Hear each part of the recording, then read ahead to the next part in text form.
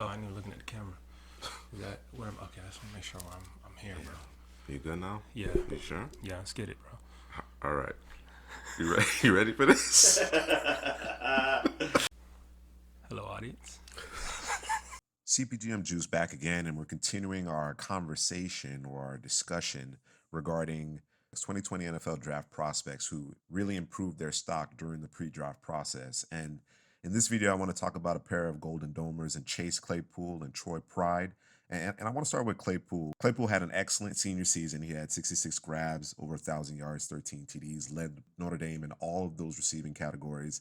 And, collectively over the course of his career, he actually ranks top 10 in terms of receptions and touchdowns, and is actually 11th overall in terms of receiving yards. So he's had a good career, and he's gotten better every season in Notre Dame, crescendoing into that really impressive senior run. But he's gotten a bit lost in the shuffle with this really impressive, really deep 2020 NFL draft class as it pertains to the receivers, the receiver position. And this is a special class. I think it could eventually end up rivaling the 2014 group. But throughout the pre-draft process, that all changed. Claypool had a really solid week of practices at Mobile. His confidence grew. I think the fact that a number of the receivers that were expected to be in the Senior Bowl, Brandon Aiyuk, Tyler Johnson, I think that actually helped give him more opportunities to shine during the Senior Bowl practices. And then he also caught a pass on a busted coverage, caught a TD pass on a busted coverage during the Senior Bowl game. But it was actually the NFL Combine where he really opened up eyes. He showed rare size speed combination, pushing nearly 240 pounds, running in the low 4.4s. He jumped well in terms of the broad jump. He showed explosiveness there.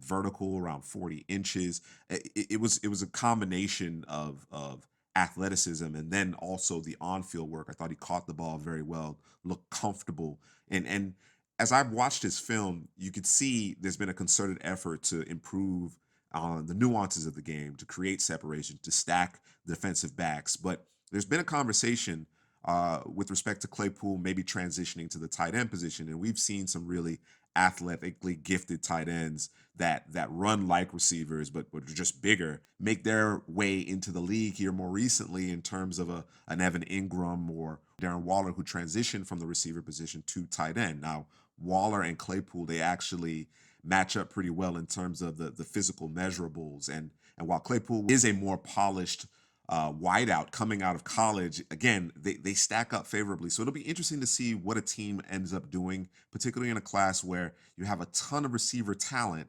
but it's not quite as deep at the tight end position. And if a team is willing to say, hey, you know what, he competes as a run blocker, but he's not necessarily an extension of your offensive line. But we covet a guy who can create mismatches, thrive as a move tight end, make plays in the seam on outs, running verticals from the slot.